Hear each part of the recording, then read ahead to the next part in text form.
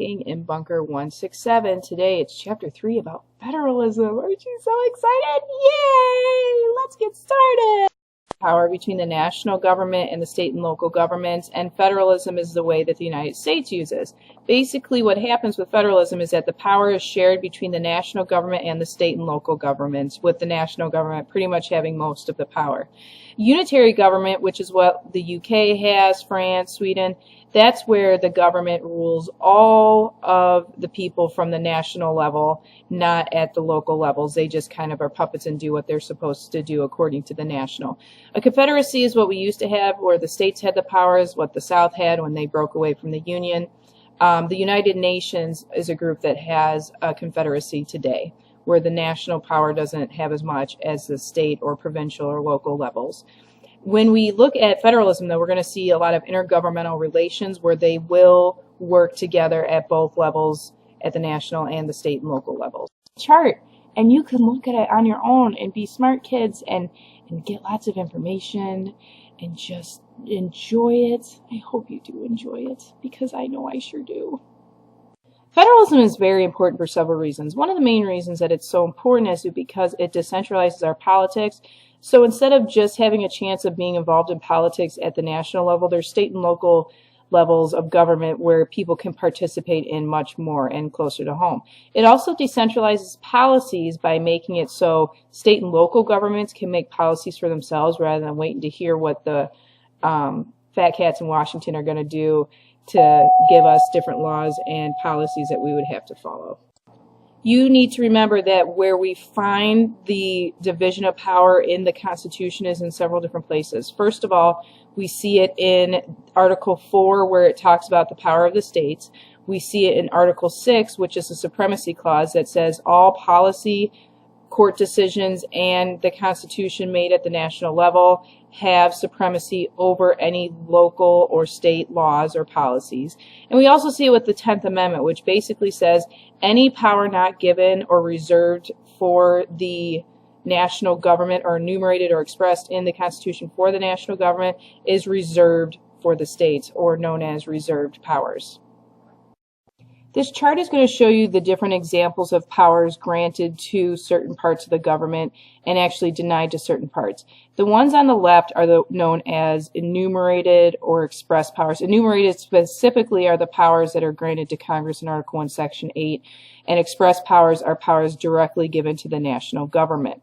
The column in the middle is known as concurrent powers, which are powers that both the state and national government has, or they are denied. If you look below, they are not allowed to grant titles of nobility, which I think is no fun, but whatever. It wasn't my Constitution. And then we also see on the right-hand side the reserve powers, meaning powers that just the state gets, or you can see below things that they are denied and not allowed to do.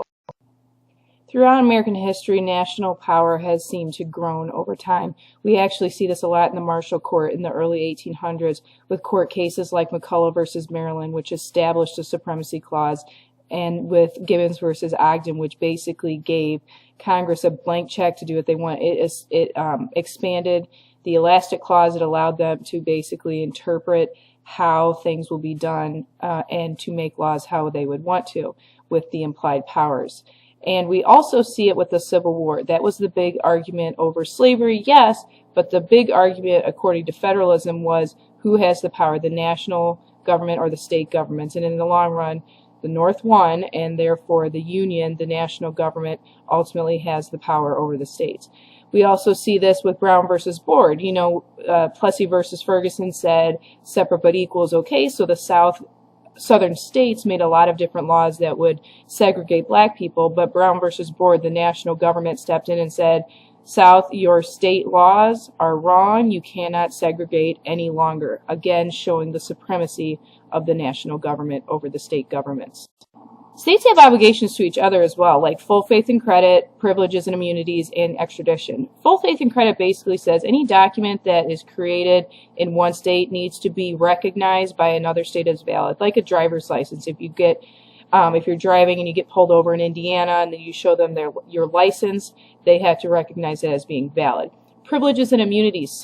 You have to give the same privileges and immunities that you would give your citizens to citizens of other states. There are some exceptions to the rule, like many of you know about how you have to pay more if you go to a college out of state with out-of-state tuition. They also have to follow the rules of extradition. If a criminal were to run away from Illinois, for instance, into a state like Iowa, Iowa is obligated to return that criminal back to Illinois, and the person who's in charge of doing that is the governor of that state. Earlier in this PowerPoint, I was talking about different intergovernmental relationships that the government has had, and it's really changed over time.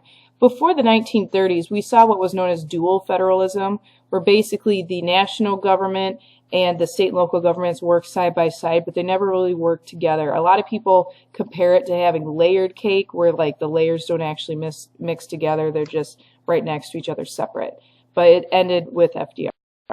Since the Great Depression and all through today, we have what's known as cooperative federalism, where the state and the national governments work together in order to make the country better. We see this known as kind of a marble cake, where you see that the two different groups are mixed together and they share costs, they share administrations, and they share policies as well. Another type of federalism that we see today is fiscal federalism. Fiscal policy is taxing and spending. So we're looking at the patterns of taxing and spending between the two different groups, the national government and the state and local governments, through grants provided by the national government. And as we know, through the infamous words of Bill Clinton, it's the economy, stupid, and this really is the cornerstone of federalism today and how the two groups work together. All right, kiddos, let's look at this graph for a second in current dollars. This is fiscal federalism, meaning how much money is provided by the national government to the state and local governments starting in 1955 and being projected through today. As you can see, it has exponentially increased over time because cooperative federalism has been increasing, but also, as you guys know and as we've seen with our national debt, we spend a little bit more than we used to. There's all different types of grants that you can get from the federal government, meaning states and local governments can get from the federal government. There's categorical and block grants. Now, categorical grants are grants given for specific purposes, while block grants, are given for more broad general purposes. So if I give you an example and I said, okay, the government gave Illinois $4 billion for education, do with it what you want, that's a block grant. But if it was a categorical grant, they would say, here's $4 billion. You need to use it for math and science at the elementary school levels. That's a categorical grant because it's very specific. Categorical grants have more strings attached than block grants. States like to get the block grants better, but most likely the federal government's going to give categorical grants.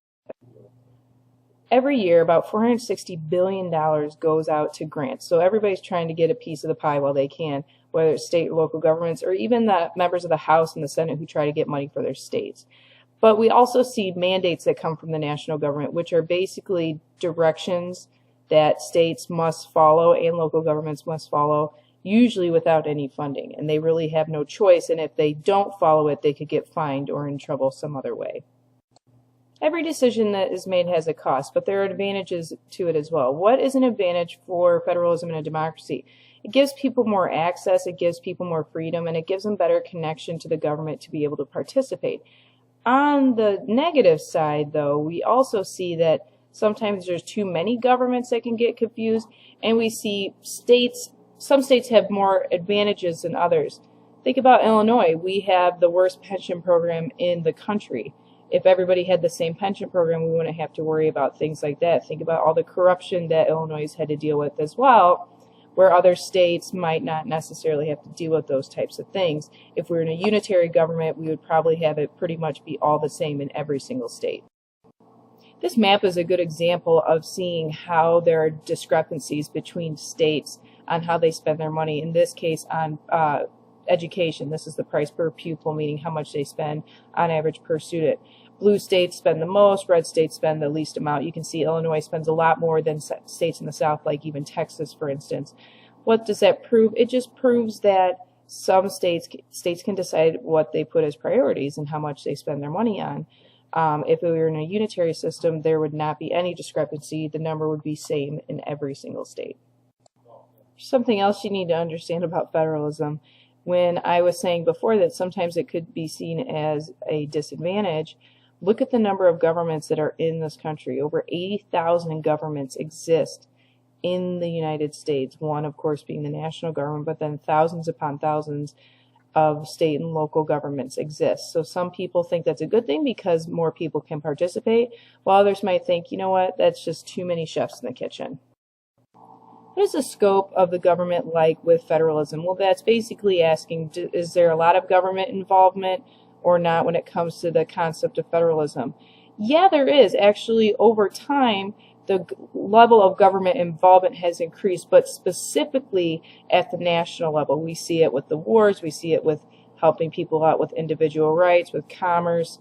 It's growing at the national level. And any time that we have problems, it tends to afford more resources for the national government than for the state and local governments. So the scope of government is changing, getting larger, but at the national level.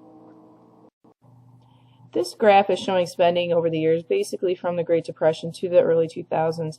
And you're seeing that the green line represents state and local spending, the red line represents federal spending, and then the blue line is just a total of those two together. And it's all spending in the United States. Now, we seem to spend a lot when there's major catastrophes like the Great Depression, World War II, Vietnam.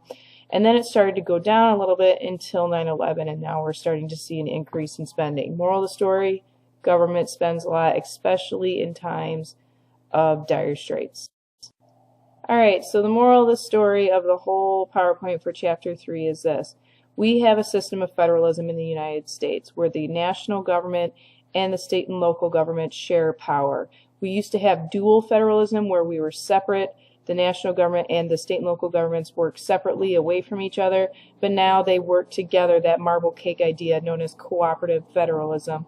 And we use it based on a system of fiscal federalism where it's a lot of taxing and spending and grants given from the national to the state and local governments. Also, we have seen how it can be a good thing, and federalism is probably the best thing that has worked for us, but we will always see costs to any system that we look at, and in this case, there were several. I hope you had a good time. Talk to you later.